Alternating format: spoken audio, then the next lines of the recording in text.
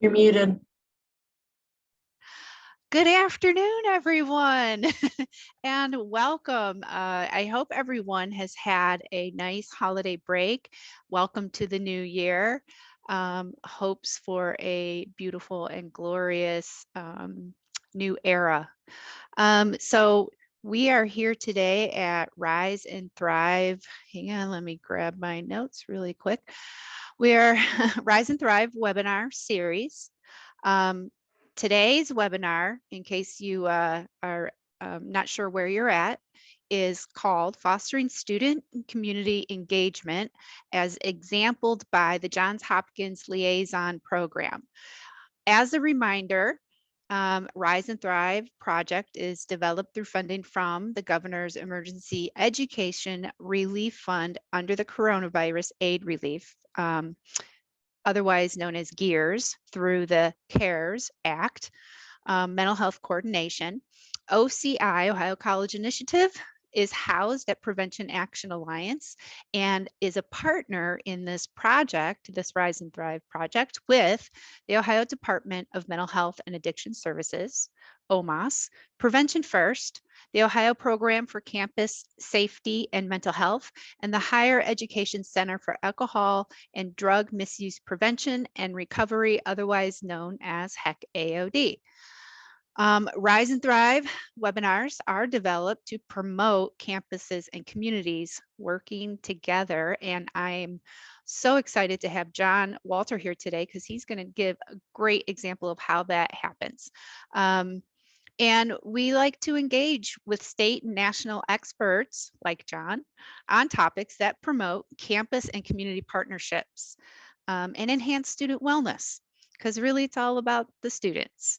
All webinars are free, and CEs today will just be prevention CEs. If I'm incorrect, Ashley will correct me on that, but I'm pretty sure it's just prevention CEs today. And I'm going to introduce our speaker. Oh, before I do that, let me remind you that February 8th is our next webinar, and Ashley will put in the registration link to that towards the end of our time here today. But you can also visit the PAA website, and under the events tab, you can find the registration link there and the topic and the speakers and all of that wonderful information. So today, since we are talking about student community engagement and what the community liaison program at Johns Hopkins, I want to introduce John Walker. John serves as the Johns Hopkins University Student Community Liaison and brings a wealth of community relations experience to the university. He spent 22 years as an officer for the Baltimore Police Department, Northern District, of which 18 years were in the Community Relations Unit, fostering a partnership between the police and community. So welcome, John, and the floor is yours. All right, thank you. And thank you for the invitation to talk about what I do here at Johns Hopkins. With my previous experience before coming to Hopkins in the police department, it was a little different because it was from the law enforcement side. But transitioning over to higher education, fortunately, when I was in the community relations unit with the police department, I was in the same area that the university sits today. So it was an easy transition. I knew a lot of the individuals here at the university, the community folks that I would be dealing with from the university perspective. So it was an easy transition, in the partnerships that I had to develop, but also the ones that I brought over from the police department to, enhance what we did here at the university. I'm going to go ahead and share my screen. Let's see here. Let me get this right. No.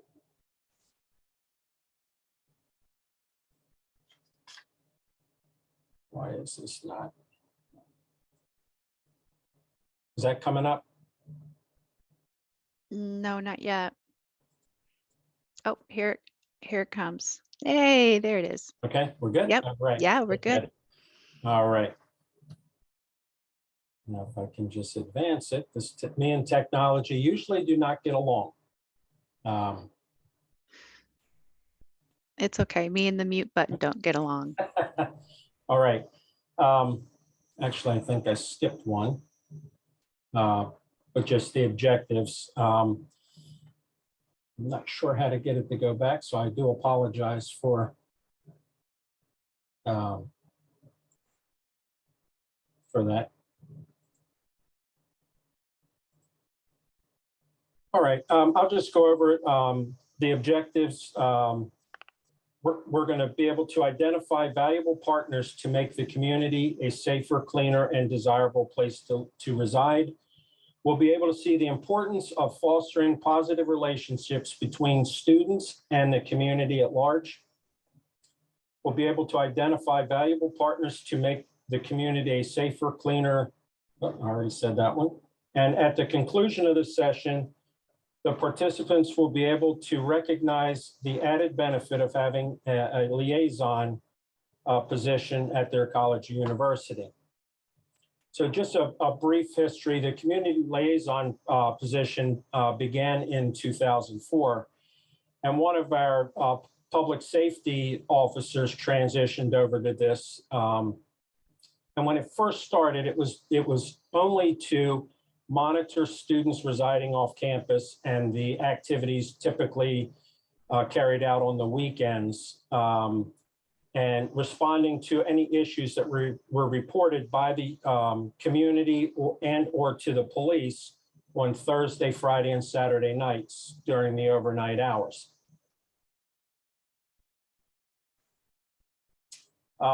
I am a one-person office. I do answer to the Dean of Student Life here at Hopkins. And I know I have missed some partners, but these are some of the key partners that I work along with, which is the Off-Campus Housing Office, Fraternity and Sorority Life, the Athletic Department, the Arts Department, Public Safety, the Baltimore City Police, the Baltimore City Liquor Board, for any issues related to, the off-campus alcohol consumption, community leaders, and we also have a community benefits district that surrounds the university, which is a valuable asset to the neighborhood as well as a good partner with us. What we have in order to maintain some kind of quietness in the community, if it's the best way I can put it. We do have a campus registration, off-campus registration that has to be done for any event that's held off campus. And for those groups, they must be a recognized group at Hopkins in order to register the event. And they must register them all online, and there's multiple steps that they have to go through. Each house has to have a safety and security check completed that's good for 1 year. And what I do is I go into the residence, I talk to the students that reside there. I check for smoke detectors, CO2 detectors, blocked exits, blocked windows, that type of thing, in the event that there are issues that they need to, get the people who are attending their event out, that there's no obstructions. They must have a risk management plan that is submitted to their respective groups, whether it's fraternity and sorority life, athletics, arts department. And they must, because of the days we're in with COVID, they must have cleaning and sanitation supplies per COVID guidelines at the house during each event.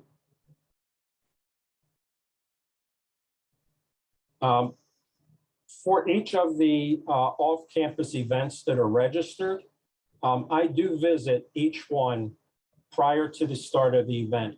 My hours that I work out on the street, boots on the ground, is Friday and Saturday nights from 8 p.m. to 3 a.m. And, from the campus groups, I know where all the registered events are. I visit each one. I meet with the hosts and I go over talk about, holding a safe event, not to disturb the neighbors. Each event also has to designate where there's alcohol that's going to be consumed. Each event must have sober party monitors. They are TIPS trained, and for the first 25 that are listed on the RSVP list, there needs to be 2 sober party monitors. For every 25 after that, they need to add 1. And I make sure that they are in place, and there's certain guidelines that they have to follow in order to serve as a sober event monitor. I get contact information for the host if I don't have it already. And the reason why I like to do this is that I like to be proactive instead of reactive. I'm trying to, abate any issues. So if I hear music, I see, individuals congregating, things that aren't right at the party that may draw a complaint from the community, I like to be able to reach out to them prior to the complaint coming in to abate the issues. Also, on that visit, I provide water and unsalted snacks. Unsalted snacks has been paused right now during COVID. That through our student health education and wellness office, they provide that for me to hand out to them for each off-campus event. When I respond to any kind of issues, community related, sometimes the community folks are out there, waiting for a response. What we try to do is encourage the community to call Hopkins Public Safety first. It is certainly their right to use the Baltimore City Police Department to abate the issues. But what I try to explain to them is that I am out there specifically for this reason, and the response time from the time I get the call to the time of arrival is usually less than 2 minutes, unless I'm tied up on another issue. Not to circumvent the police department, but I want to be able to abate the issue as quick as possible with the student group, whatever that issue may be. I contact the host and speak to them in person once I arrive, and have any founded issues abated immediately. Sometimes I get there and what was called in, I don't observe, I don't hear. I still try to reach out to the host, just to let them know of the complaint and talk about things that they can do to prevent a second call. The first call, if they abate it immediately, I just give them a warning and let them know that if I do come back because the community has been disturbed again, it does get shut down. The event gets shut down. If the call rises to the level of it being shut down, the individual and or the group is referred to the conduct office. And I do put that into our conduct system that night so that it's dealt with first thing the next morning. And also repeat offenders, you may have a call on Friday night, you may have a call the following Saturday, and so forth. Once I see a pattern developing, I do document all of my calls, and then they are referred to the conduct office as well. One of the main things that I like to focus on is the education. We do have a 2-year live-in requirement here at Hopkins, and then our juniors and seniors transition to off-campus housing, whether that be in a high-rise, a row home, out in the community. So what we do at the beginning of every fall semester is we hold a welcome back reception. And what this does is it brings the community and the students together. And we allow the community associations to have a table for information about their community, talk about their community meetings, and just have the interaction between the students and the community. So they're invited. We do invite the city council representatives from the area where our students live. And they do usually have information and literature to hand out to the students as well. So that also gets their city representative so that they can see who represents them in city council for their two years that they live off campus. During that reception, we provide handouts, and it can be a variety of things. We do have, flip books, just all kinds of safety information. Our public safety office has a table at this welcome back reception as well. And then just some things to draw the students. Our off-campus housing office puts together some craft tables for them, for the students to participate in.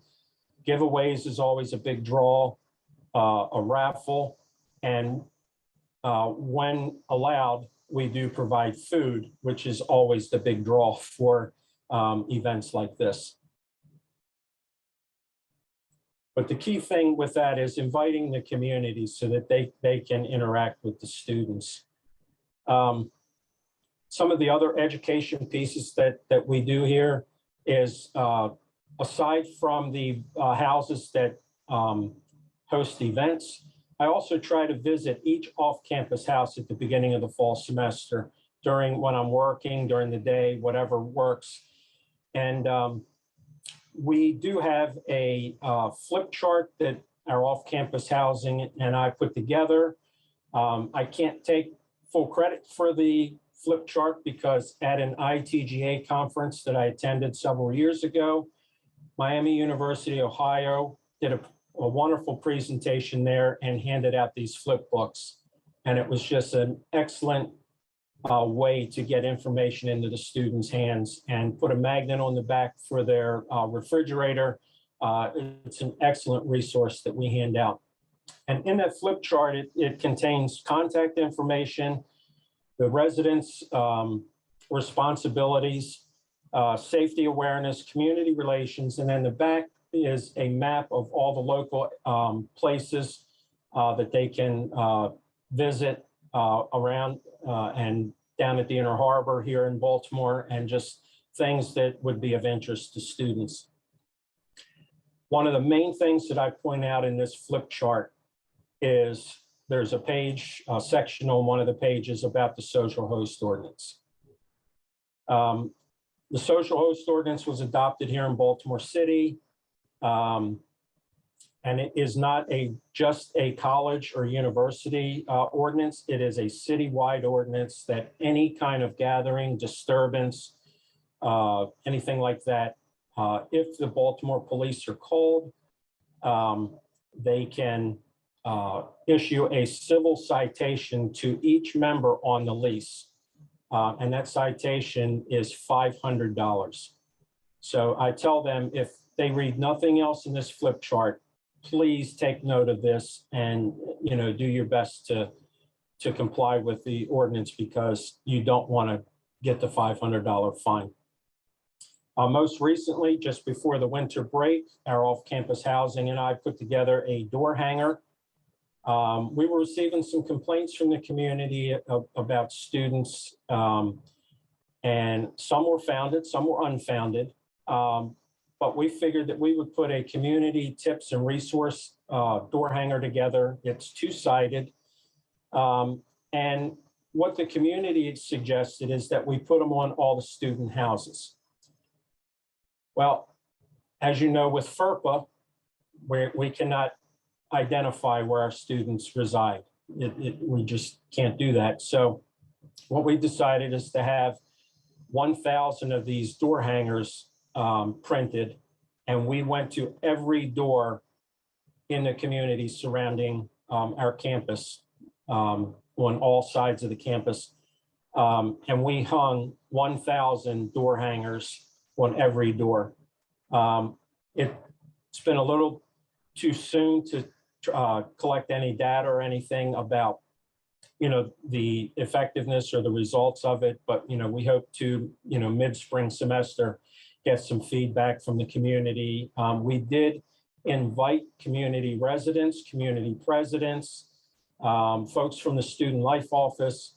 We had a pretty good group out there. And again, this is another way to engage the community, have them participate in something out there, not specific to students, but just in the community along with the university here. We do have off-campus housing fairs where the community is invited in to talk to students about their community. And as well at that housing fair, there are tables set up from high-rise management,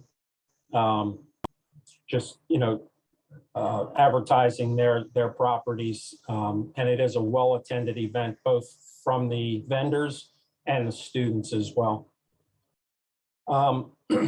One of the other outreaches that we do here to curb any community complaints in reference to lawn maintenance.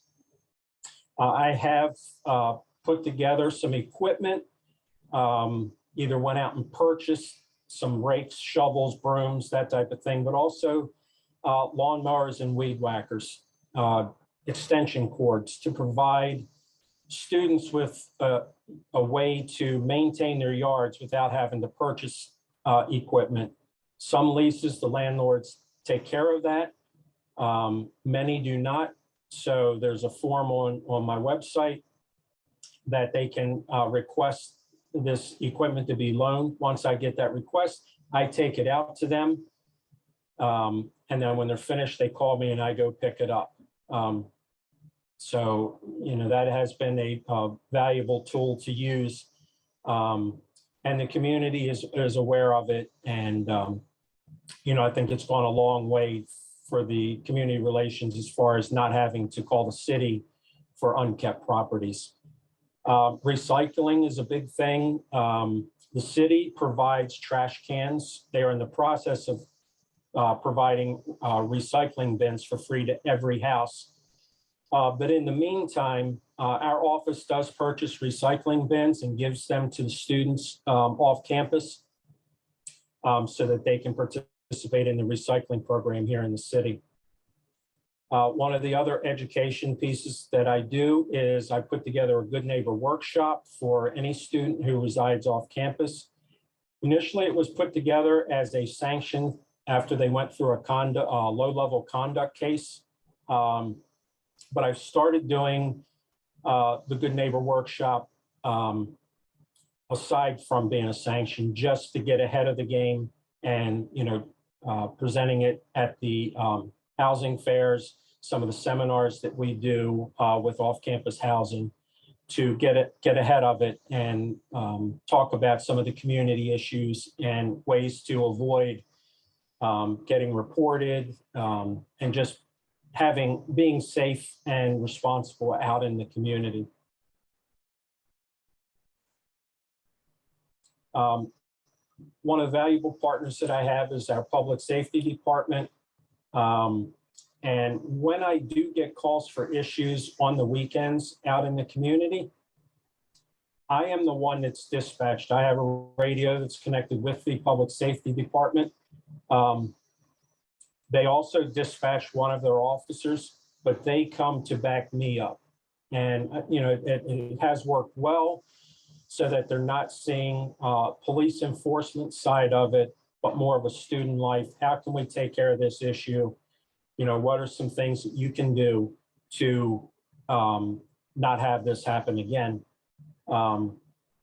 So again, that has worked extremely well, not having the law enforcement part of it in play.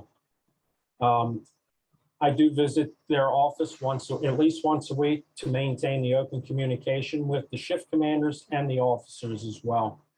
And then every morning I receive any reports that are written, especially for the days and nights that I'm not working, if there are conduct related issues so that we can address them quickly with the students.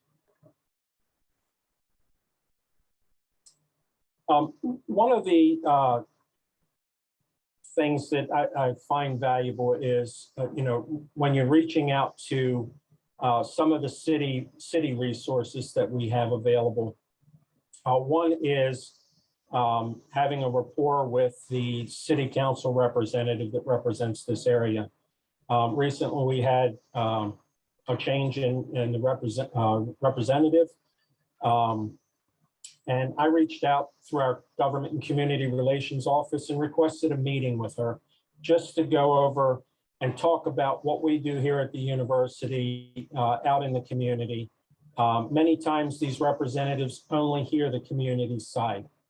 And I thought it was valuable to sit down and talk to her about what we do offer out here, the education piece, my responsibilities here at the university, and maintain regular contact with her, with the office down there at City Council. Again, it's a valuable resource, and I know in that resource list or the contact list, I'm sure I missed a couple, folks. I mentioned our Student Health and Wellness Office, who's a valuable resource for education pieces for our students. And just, reaching out to a lot of these folks has been valuable. I do attend community meetings. Unfortunately, most of them have been on Zoom. I prefer in person, but the Zoom has worked well. And to take questions from the community if something comes up. Earlier this morning, I was on a meeting with our benefits district, which is a group that represents, it's an umbrella group that represents many of the community associations that surround the university, and they provide services, additional security in the community, trash cleanup, all kinds of services. And, one of the things that we talk about there is problem houses, which fortunately we have not had in over 6 months. Issues come up through that meeting. But again, they're a valuable resource that, I meet with once a month to just talk to them, get some ideas from them, what services they have, here's what we do, and the issues that we've seen, coming up. So that's my contact information there, my email, phone number. Feel free to reach out with any questions, concerns, ideas. I'd love to, talk to anyone, further about any of the questions or concerns that you may have. And I will stop sharing. There we go. John, there is a question in the chat. Yes. Linda Reynolds is asking, are the students who register, oh, sorry, my computer just gave me a notification that it wants to restart, and we're not going to stop that. Can't do that. I know. Are the students who register off-campus parties living in campus-owned housing? That's the first part. And then what is the hook for having students register their events? Well, the first thing, I'll answer the second part first. It is a policy at the university that these groups register their events. If they don't, it is a conduct violation. And then they do reside in non-university owned properties. So they are controlled by a landlord owner. So they also have to answer to their landlord. One other part of that social host ordinance is not only can each of the lessees get the citation, but the police can also issue the landlord the same citation, unless, and then it can be, the citation can be dealt with if they deal with the issue, with the students. And they have to show proof that they've done some kind of efforts to, abate the issues. So anyone can unmute themselves, I believe. Ashley, is that correct? To ask questions? Yeah. I'm looking, hold on. Okay. But if not, in the meantime, while Ashley's looking for that answer. Sure. So the hook, well, first, the first question I had when you said it's a policy. How did that policy come about? I mean, is that I'm not maybe I'm just don't have the knowledge, but I don't think that that is a common policy at universities. So how did that policy even come about? Right. We've had it for quite some time. It was not in place when I first got here. It was just, when I first got here, I had to find where the issues were. I had no idea where, these groups were hosting events or whatever. And over, a year and a half with, looking into it, trying to develop the policy because of the disruptions in the community. We do in our communities out there, we have multiple universities and colleges that choose to reside near our campus. We have five universities within a bus ride or whatever that have chosen to come down. One thing that we did see was to the north of us is Baltimore County. And what was happening is Baltimore County's zoning was that no more than 2 unrelated people could live in a dwelling, which posed a problem for some of our neighboring institutions, where Baltimore City zoning law is no more than 4. So common sense would say it's easier to split rent with 4 than it is with 2. So we had an influx of other universities coming into our area. They do not have a liaison program. So I was getting all the calls for everyone, all over, because the community, figured, oh, well, it's got to be Hopkins. And, I still talk to the other students from the other universities, let them know about the complaint. If the complaint isn't taken care of, the next step is the individual who called is going to call Baltimore police. Here's what's going to happen if they come. So I still reach out, whether there are students or not, I try to address the issue to relieve the community of the issue.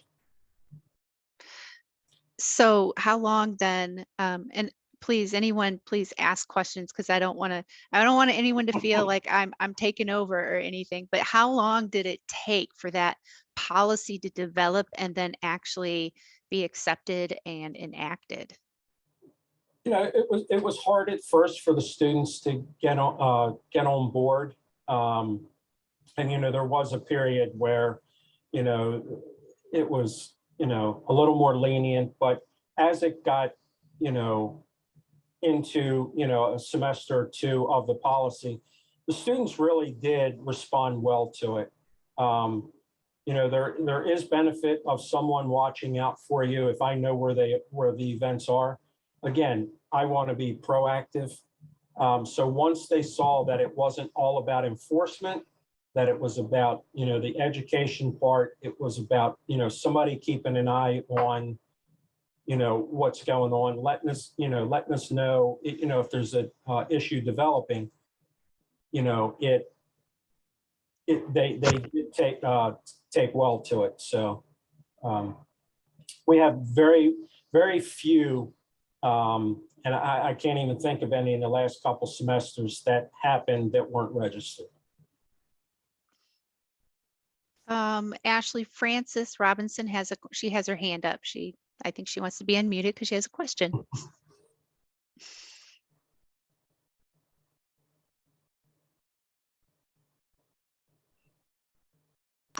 I promoted her to a panelist, so she should be able to unmute. Okay. Okay. My question is, I know you said that you have the welcome back reception. Yes. Do you send out something to the community to get, I guess, landlords to be a part of this? Because I'm just wondering, how are you able to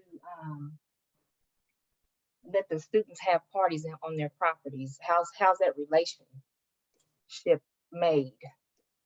Are they just stay in a home and just do that because they're renting it, or because wouldn't the landlord have to know that? I don't know. I just wonder how you all Well, some landlords are very specific in their leases that say you cannot host any events here. When we do the welcome back reception, you know, we get key community folks. We invite the community presidents, and then they can invite, you know, who they want to come and represent their community. Okay. But most of the time it's, you know, the landlords, what the language of their lease is.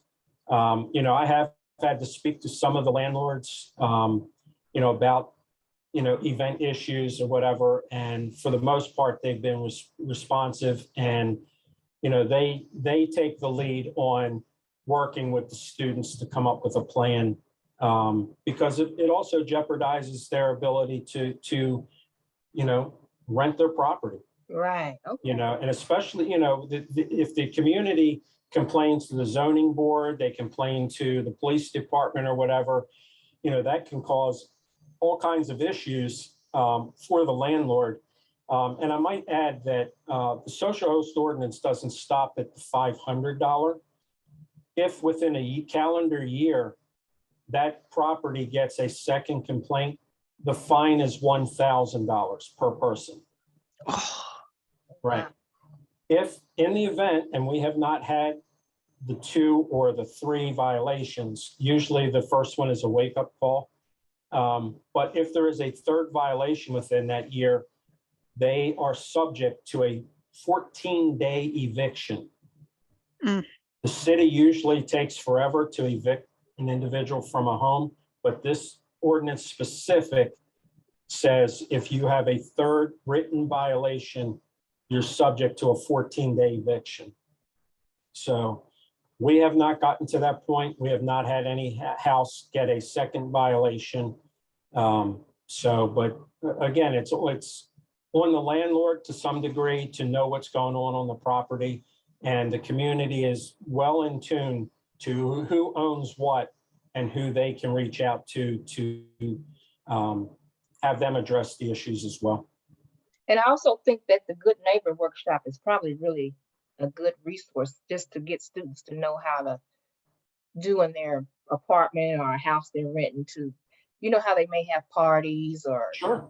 or like you said, don't cut the grass. I think that's really a good way to get them to be good stewards when they go out and rent these places. Thank you. Absolutely. You know, I was doing that as a sanction initially, but the more I looked at it and evaluated it, you know, it's better to do it proactively. You know, these students that are moving off campus are 19, 20 years old, have never lived on their own. They're used to mom and dad at home. They're used to the dorm life where if there's a maintenance issue, oh, I'll just call housing and they'll come and take care of it. Well, when you rent say a row home out in the community, that doesn't always happen.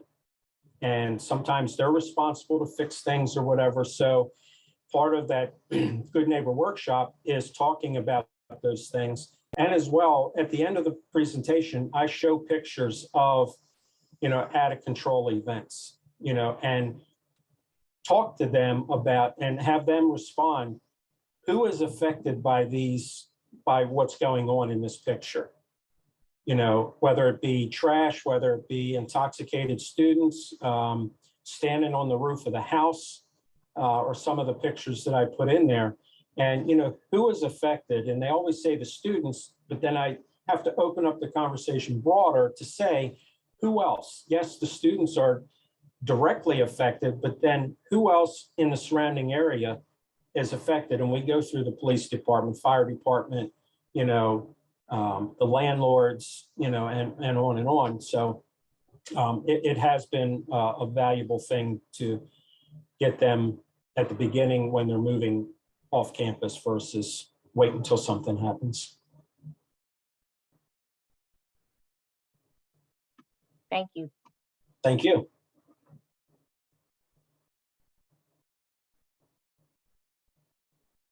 So you're muted.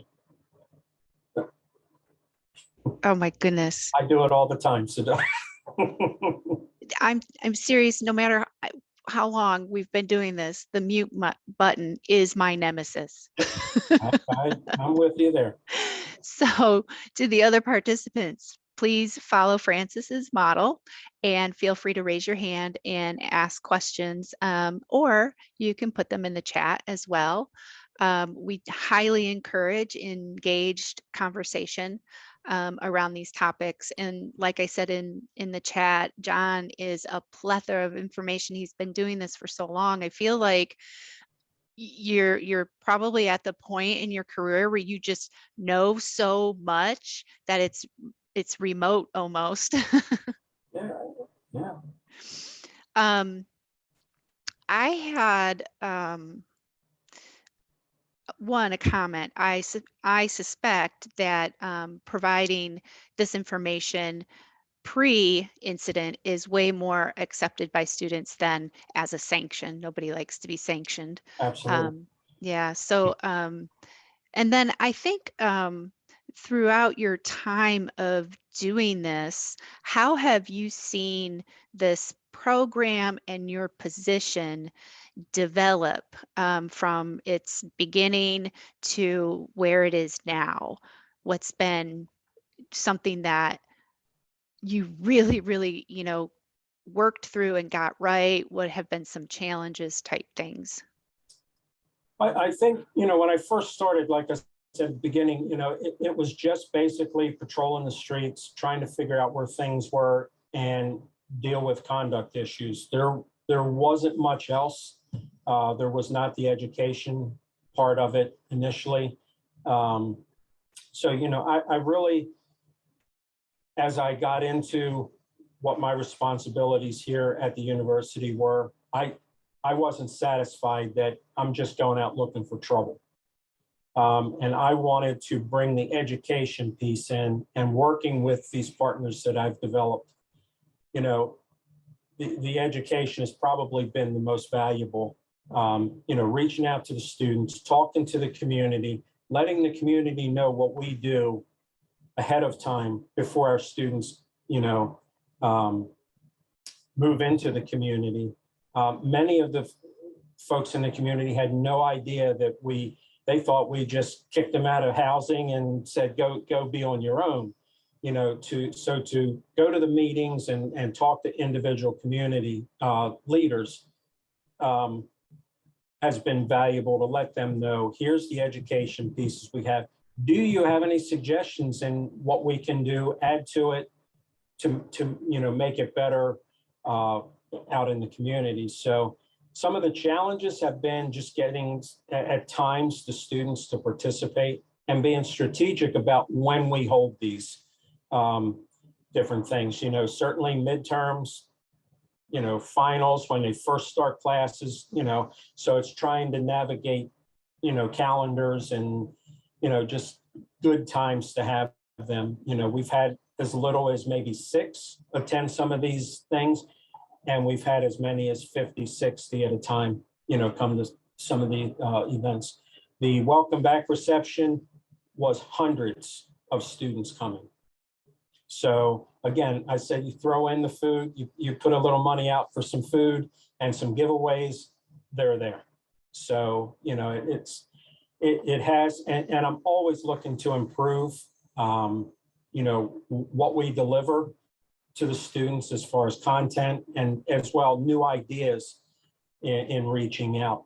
I'm not a big social media person, to get that out, and it changes daily. Now I'm told I'm on Facebook and I'm told you're old. So, because so many other things have come about, that, kids were like, we don't even look at Facebook. So, it's just keeping up with the trends and trying to, enhance what we deliver to our students.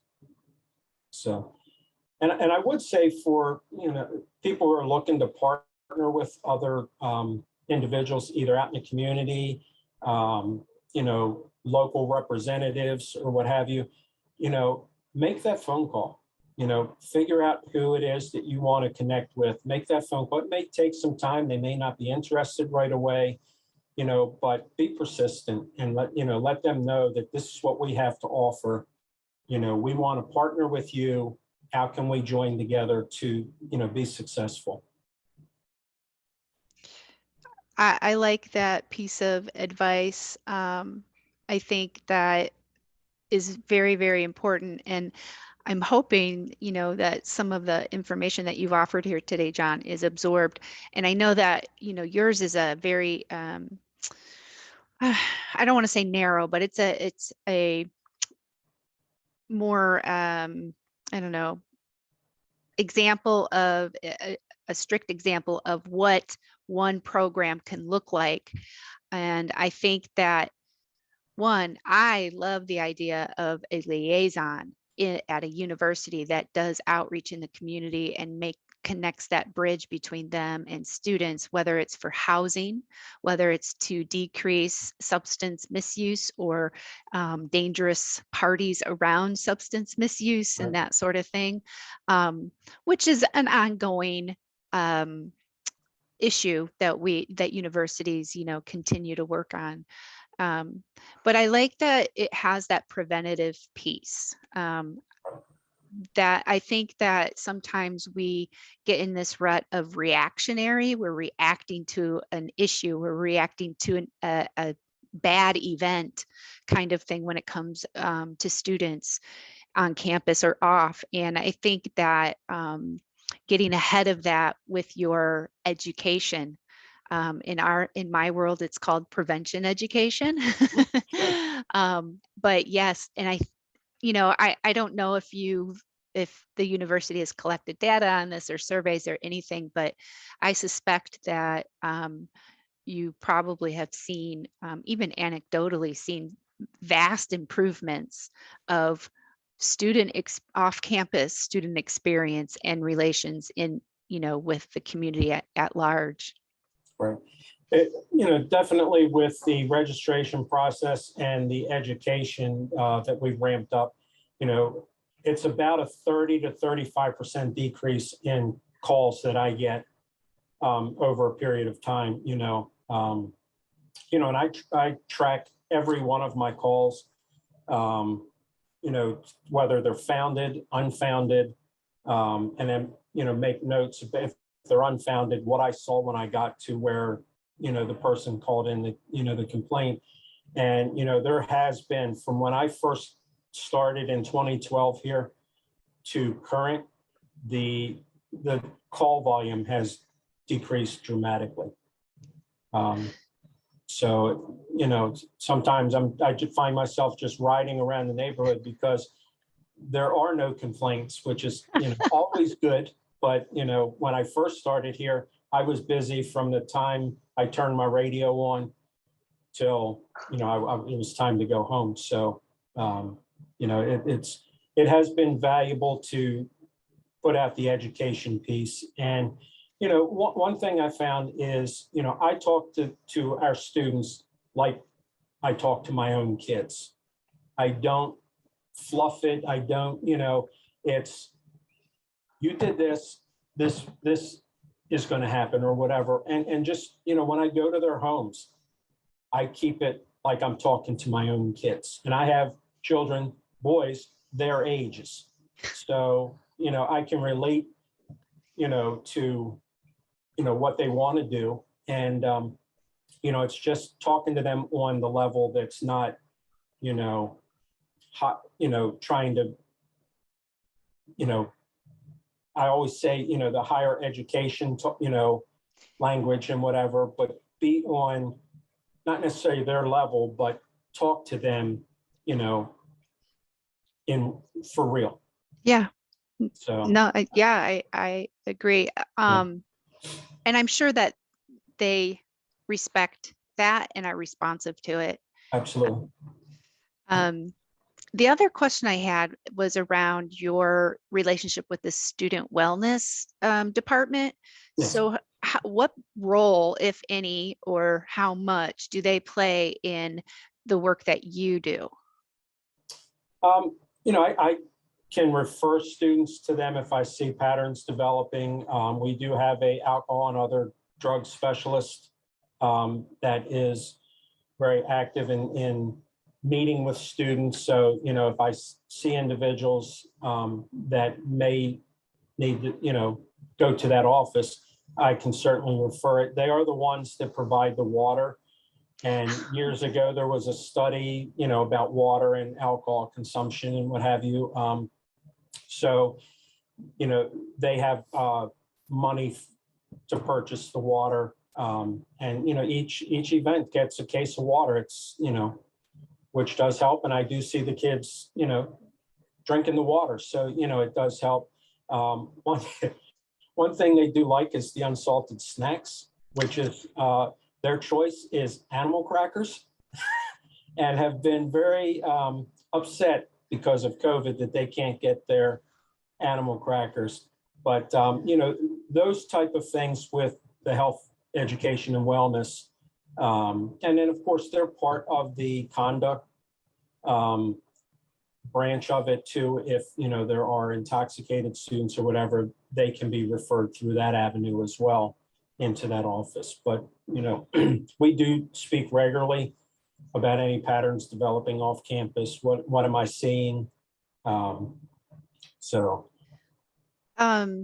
of all of the, I guess, community partners that you have developed relationships with, which ones do you think have been the most fruitful? Because you did mention like community elected officials and those people, city council members and stuff like that, which, in my immediate thought, if I'm working on a university, I might not think to reach out to those local, officials within outside of the university boundaries. But then you have quite a list. So Right. I'm wondering, in your experience, which has been the most fruitful or most, I don't know, productive, whatever that looks like to you? It's hard to choose or, to say, but I can say that our director of fraternity and sorority life and athletic department director have been extremely, helpful, and, just the open lines of communication, monitoring the events, being on board with, especially during COVID, no off-campus events for this period of time, and everybody is in sync with that, together. Fraternity and sorority life has come a long way here at Hopkins, compared to what it was, 10, 15 years ago, with policies, with getting input from a lot of different people before the policy is made, I think has been valuable. I meet with the director frequently, at least once every other week. Just talk about what's going on out there. What do I see? Is there any issues? Athletics as well. Our key community leaders, it's important, to maintain, contact with them. Not everything gets reported, so they may have some information, one of the big complaints that I get is, trash not being disposed of properly, put out, regularly for, pickup.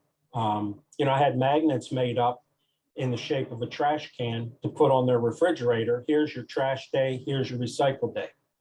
And fortunately, it's all the same for all the communities surrounding universities. There was no dividing line where I had, so, that was something easy. And I give community folks stacks of them, and if they see an issue, they can put one on the person's door or whatever. Not only for our students, but anyone in the community, because it applies to everyone. Keeping that communication open with the community leaders has been valuable as well. So I hear in what you're describing, there's an echo of further messaging beyond just the students, and beyond just the community members that are directly involved with the students, but almost really kind of like there are extra benefits because of what you're doing to the community at large, which is that it just sounds, it's astounding to me how that can have that echo effect. Sure, sure.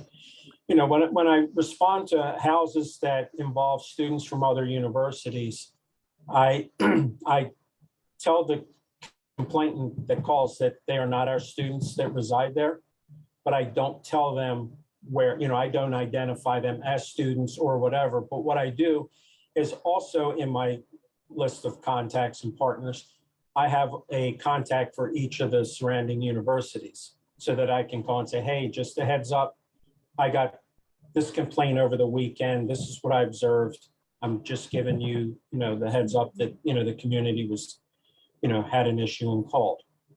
And I leave it at that. So I don't identify any student housing. I don't, you know, even if the community member calls back and says, well, what happened?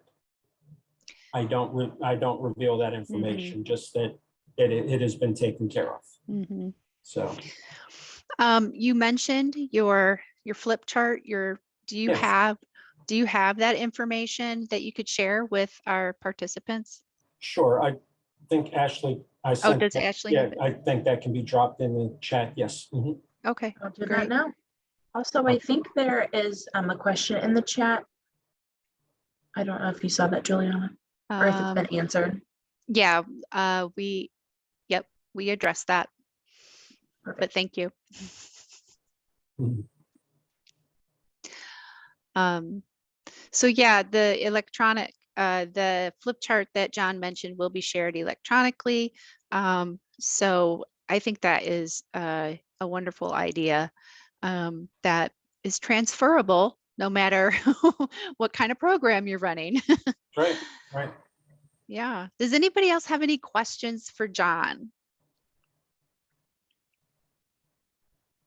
Oh, there it is. Thank you, Ashley. I'm clicking on it right now. Yeah.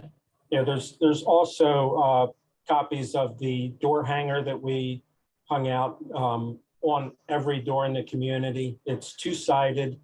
And it wasn't university specific. It was for the community at large. You know, here's some ideas. Here's, you know, the community associations that are represented in this footprint. And so again, we're anxious to see what kind of feedback we get from it, from the community. And then we plan to do it again in the fall when the students return for a new school year.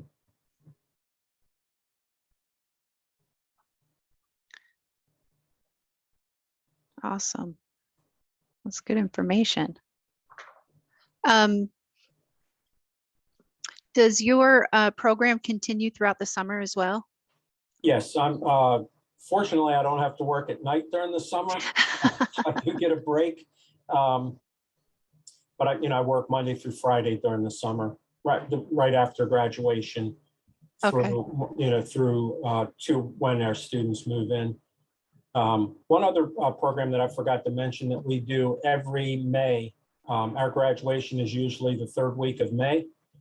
So prior to that and just after that, we offer a trash service for any students that are moving out, specifically for seniors that are traveling home and can't take furniture, can't take different things. You know, we do have Goodwill that brings a trailer. We have Green Drop where they can donate items. And then any bulk trash, I hire a trash company, not through the city, but we contract a trash company to come through. They have to schedule a pickup with us. But that relieves the community from just trash being dumped in the back alley or out front of their home. And we pick up anything other than hazardous materials. So this is a free service to our students. I've even had community people say, hey, can I put something here? Absolutely.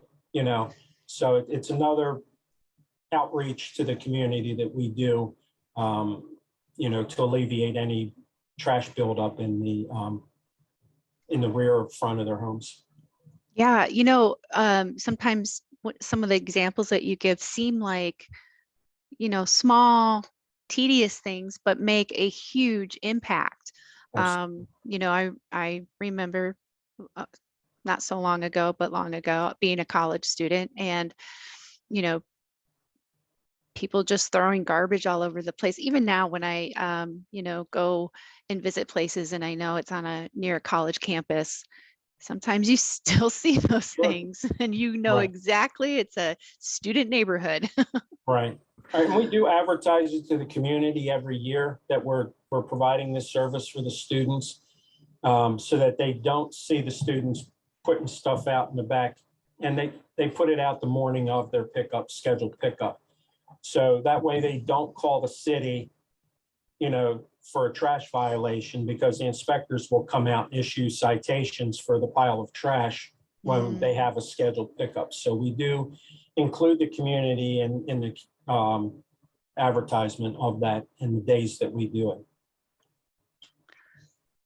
Ashley, Frances says she does not see the flip chart in the chat.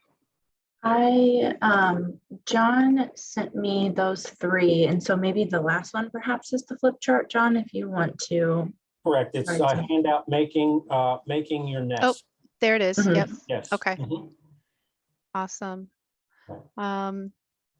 And Amanda sharing, I really appreciate all the examples you provided today. Little details add up and can make a huge impact in a community. And I completely agree, as is witnessed by your program. So what's next? What's next for the community liaison? I don't know. I'm retirement. No. No. Well, I hope you've already picked out your kidding. replacement. No, I'm only kidding. I always sit back at the beginning of the summer and evaluate where we are and where we need to be, and try to, come up with new ideas, constantly looking on the internet. One thing that I'm hoping happens this year is the International Town Gown Association Conference, which is excellent resource of information. I actually went to the one where I got the flip chart idea from Miami University, Ohio, was at the Ohio State University, which was beautiful. And I enjoy going to look at other campuses, but also the information that is shared at that conference is very valuable. Meeting and making connections with people there, talking about, hey, we do this, that just information sharing has been very beneficial. So, I'm hoping it's an in-person event this year. Let's see, it's the International Town Gown Association, ITGA. And this year's, I'll put a little plug in for it, this year's conference is the first week of June at Clemson University. And they do have a very nice website. They have a lot of resources online. And, there is an opportunity to become a member, but also if you're not a member, you can still go to the conference. Yes, that's it. That's it. Yeah. So, and again, it was great just meeting people from all over the country, different types of universities, different size universities. And as well at that conference, there are local elected officials that come to these events and sit amongst, the audience and, just share information about, their experiences in their own towns, and, just interact very well. I will tell you, and I know I've already told you this when we first began our chat about this presentation, is Robert Hosea is going to be one of our speakers coming up in March, and he is a dispute resolution expert, and not just in his work that he does in Washington, D.C., but for town gown experiences as well. And through him and, ongoing conversation and research with him, he's the one who found Johns Hopkins University community liaison program. So he said, this is amazing. Why isn't everybody doing this? So he did not want to steal your thunder and do his speaking first. He's like, I think people need to see this in form and function and how it can work. And this is a great example. So kudos to him for recognizing the good work that you are doing at Johns Hopkins. And this has been wonderful. And I hope people have taken quite a bit away with them. And of course, please reach out to John directly if you have any questions. I'm pretty sure you would help with any questions anyone would have. Anytime. Yep. Yes.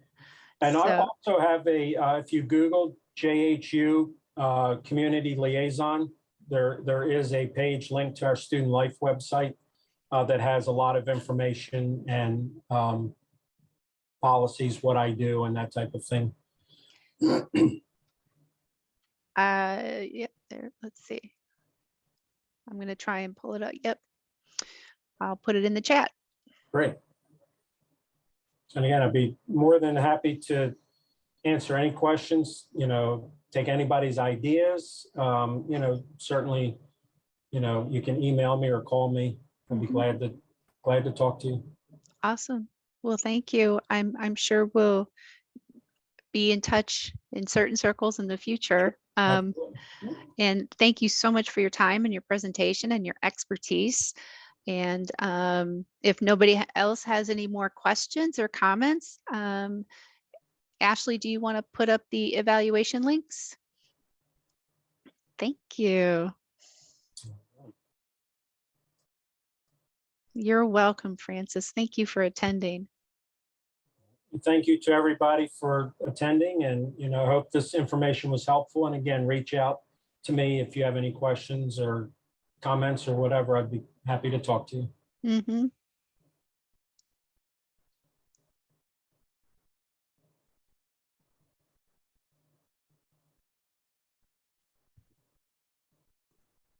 I can go ahead and put up the QR code on the screen as well. Yeah. And then after a few minutes, people are trickling out, will end the Zoom. Sound good? Yep, sounds good, Ashley. Thank you. Thank you, John. Thank you. Thanks, John. We'll follow up with, we'll give you the evaluation summation. Oh, great. Yeah, so that you can see your work. Okay. And I would highly suggest, like, if you could present on some of this information at a conference or anything, I think this is something that people would definitely be interested in knowing more on, just because your program has been such a success. And, the fact that, your 30 to 35% decrease in incidents is, I think, a testament to the work that you're doing. Happy to. Yep.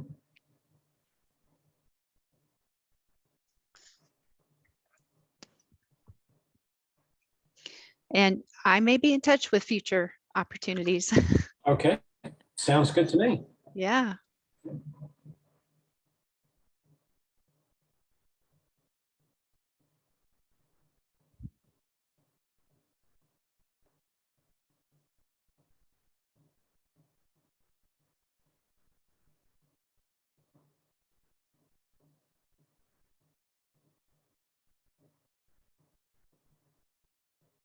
Has it been rather cold there? Real cold. That's what I've heard some things on the news, and I'm like, they sound like they're getting blasted. Yeah, we had a little bit of snow, but at night the temperatures are going into the teens. So it's been pretty cold. Of course, today is what, 42, I think. So, we just call it Maryland weather. You got to wake up and watch and see what's, you just, We say similar things about Ohio. Yeah.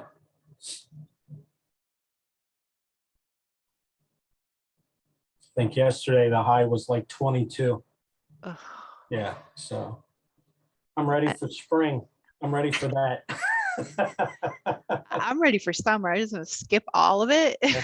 All right.